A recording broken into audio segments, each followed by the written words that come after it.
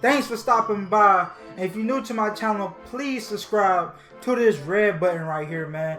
And I hope y'all guys enjoyed the video. If you do, please smack the like button. And you already know, let's get lit, man. Let's turn up. Let's get it, man. Let's get it. Alright, let's hop into it. NBA Live 18, baby. Let's get into it. Now, you clearly can see I put my face on my character. Yes, the game face cam. I put my face on the character. Now, currently we at the hair mode. You feel me? We at the hair suggestions. And I'm just showing y'all guys the different hairstyles. They got the nasty look. They got the high top. They got the afro. They got the juice. You can have your hair blonde, brown, any type, well, not any type of color, but the colors they provide you.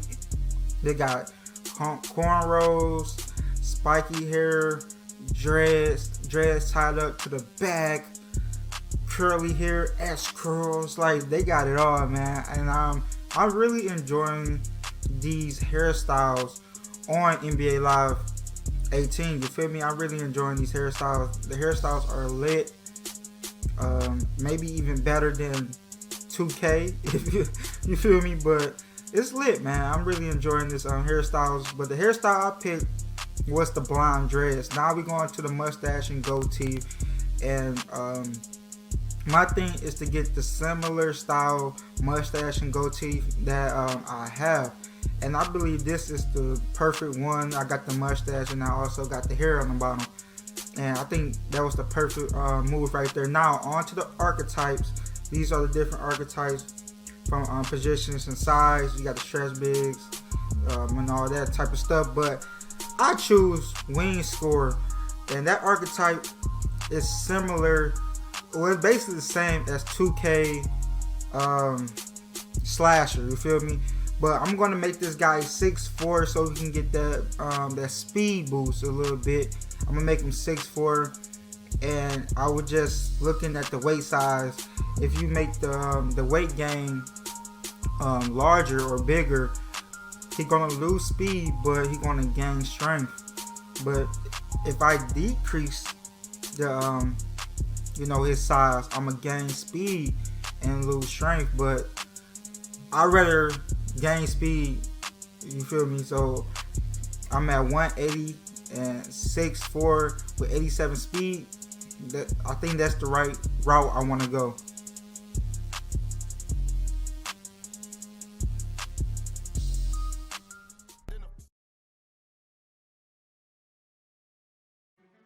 Like millions of other kids, you dreamed of one day being in the NBA.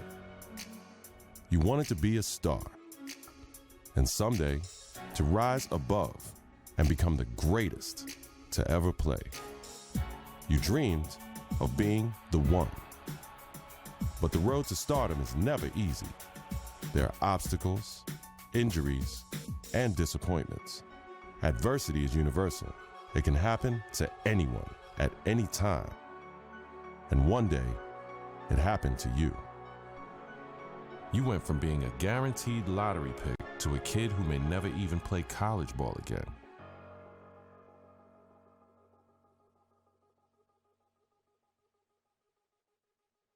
Now, look, it's always bad to hear about injuries, especially to college kids, of course. Yeah. But Stephen A. Smith, this one is particularly disheartening because we are 2 weeks into the season and one of the top NBA prospects in the country goes down potentially with a season-ending injury, a knee injury. That's a killer. I couldn't agree more. When I heard he was carried off the floor today, all you can do is find yourself hoping that he'll make it back. That's the bottom line. But my heart goes out to him because I didn't expect this. This is a devastating injury. It's never good to have something like this happen to you. The team doctor broke the news. Torn ACL, sprained MCL, and a torn meniscus. Surgery was scheduled, but your game will likely never be the same. At the 2006 NBA draft, your name is still mentioned. Not as a prospect, but as a cautionary tale.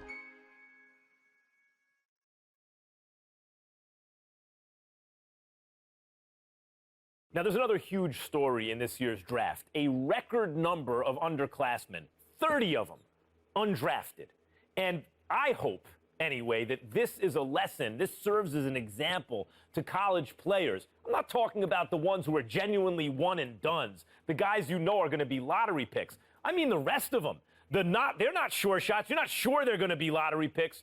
Don't just use the college system for a year thinking you're going to bounce. It doesn't work like that. If you don't have the talent, it doesn't work. You got to be cultivated in the system. Please. There you go again with your blanket generalizations. You know how you are, oh, Max, the woe is me. Oh, my Lord, I can't take it. I just can't take it. It's a case-by-case basis. You can't just blanketly decide this should not be one and dones or this should be one and dones. You got to go on a case-by-case basis. Some dudes deserve to be one and dones. Some people don't. It's on a case-by-case basis. And that is my point. Thank you for making it for me. Every kid thinks they're the exception to the rule. And members of the media like, Stephen A. Smith, are encouraging these kids to come out early. Look, Max, bottom line is this. You got to take this into consideration. You had two dudes. They were called the Hype Brothers. Now, you had Nick Howard. This kid had a lot of promise. What does he do? He goes to college. Very uneventful first year, no doubt. The second year, he was pretty good. Here's the problem. The NBA, it's not about pretty good. You need to be great on the collegiate level, on the prep level, in summer leagues and what have you, in order for you to get the stature that you deserve. That's the bottom line.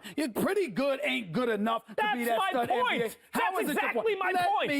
Let me finish. There's another example. I did say the Hype Brothers. I wasn't talking about one individual. I was talking about two. What happens? One and done in a different way. 1 year, one ACL injury later, and look where he's at now. His future is clearly uncertain. So you got to take advantage of that opportunity because you never know when an injury is going to cost you everything. Stephen A., listen to yourself. Let's listen to yourself for a second. You give one argument for why a kid should come out early, a one-and-done situation. I can give you 30 arguments this morning alone why they should stay in school. And now you have to wonder what a kid like Nick Howard, who has given up his college eligibility, does next. What does he do next? First of all, don't sweat the technique. The argument, or one argument, as long as it's strong enough, that's all that matters. That's number one. Number two, the Hype Brothers was something special. What they really, really need to do. I'm going to tell you what they need to do, Max. They need to get back to playing together. My sources are telling me the ACL injury has been completely healed. So go on a pro-am circuit. Go in summer leagues. Do what you got to do to get back on the court together to remind everybody of what you once were. Because once you pull that off, the sky's the limit. That's what they need to do. Get back to playing ball together, because when people see what you can do as one, the other arguments don't really matter. Like I said, don't sweat the technique.